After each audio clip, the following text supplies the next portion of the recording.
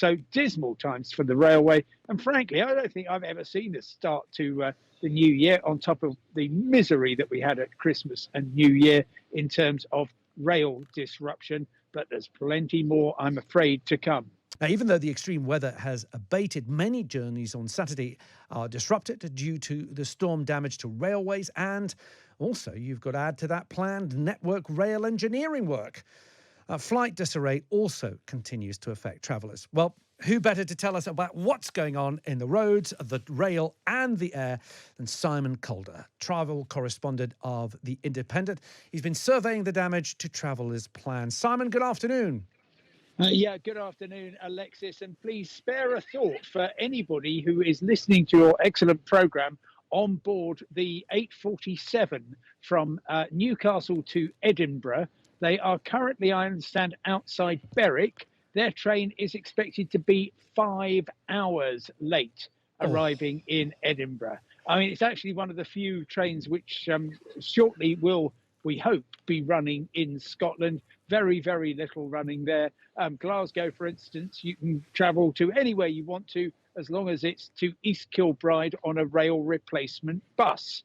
ScotRail basically just said, we've shut down everything. They've been sending helicopters around to see how bad the damage is. Lots of trees on the lines, trampolines on the lines, and garden sheds have meant that it's quite difficult to be to run trains, and that extends south as well. So Avanti West Coast says they're not going north of Preston today.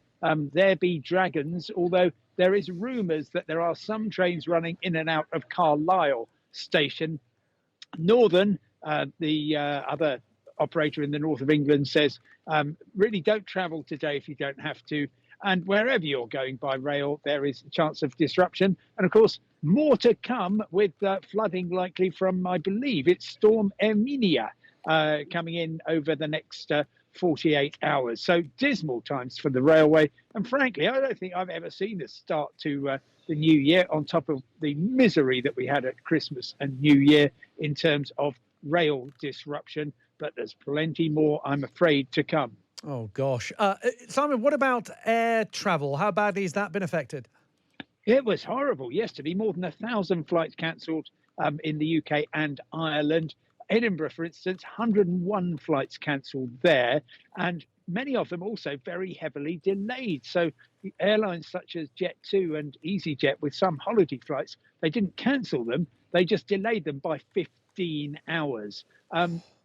There's also several hundred, maybe 1,000 passengers who were booked on Emirates from Glasgow to Dubai, on Qatar Airways from Edinburgh to Doha, whose flights were either cancelled or very heavily delayed, and therefore they have missed their connections to Asia, to Africa, to Australasia. And gradually the aircraft are getting back into position. Delays, about 4 cancellations of British Airways flights from Aberdeen, Glasgow and Edinburgh to London Heathrow this morning. And we're still seeing the odd delay on EasyJet as they get their Scottish and Northern Irish operations back on track. Well worth, of course, remembering that air passenger rights rules means that you are entitled to get a replacement flight as soon as possible on any airline that can take you, as well as having meals and, if necessary, hotel bills paid. Simon, I also should ask you about the ferries. Of course, quite a lot of ferries very busy in Scotland connecting many of the islands. Do we know if they are resuming services anytime soon? Oh, OK, right. Well, first of all, Caledonia McBrain, which runs most of the Western Isles ferries, cancelled everything yesterday. Today, they were saying we're going to start quite slowly, although the 7 o'clock from Stornoway to Ullapool did set off on time, which was impressive.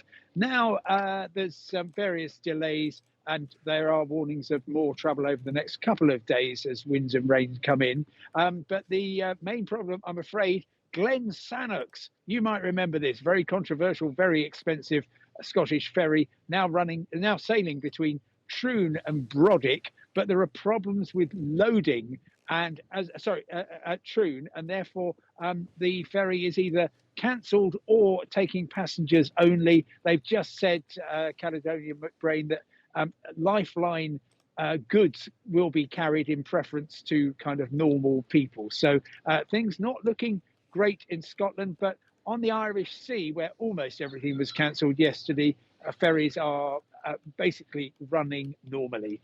Simon, you mentioned Storm Herminia, which is heading our way in the next couple of days. Is our transport system going to make it? I mean, surely they need time for repairs. Surely they need time to recoup from these storms. Is this sustainable? Well, it all depends how long it goes on for. So the amount of disruption due to bad weather is absolutely increasing. How much of that is that the weather's getting worse, and how much of it is that infrastructure simply isn't up to the task because some of it is literally 200 years old, is a question that's open to discussion. But certainly in Scotland, where they had more damage and disruption to the railways than anywhere else in the UK, they are working very hard to get things cleared there. But more rain, more wind comes in, more trampolines get blown onto the line, more lines get flooded. It's just, unfortunately, it undermines, of course, confidence in the railway at a time when the railway is costing £400 a second to run. And if, for instance, you were thinking of travelling on the East Coast Main Line, maybe from Newcastle, where you were advised not to go yesterday, to London, you're going to find there's rail engineering works going on, so you're not going to get any further than Peterborough without a rail replacement bus. At least that's work to improve things that's going on.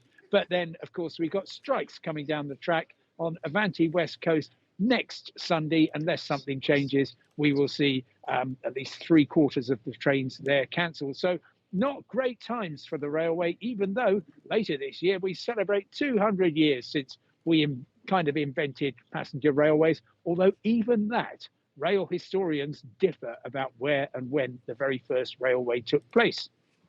Simon, good to speak to you. I was going to say always a pleasure. It is a pleasure, but I hope we talk about nicer things in the year to come. Simon Calder there, travel correspondent of The Independent. He's been surveying the damage to travellers' plans and, of course, has let us know that there's another storm heading our way, Storm Herminia, in the next couple of days. Bring it with it gale winds, more rain and snow coming our way. Well, that's great.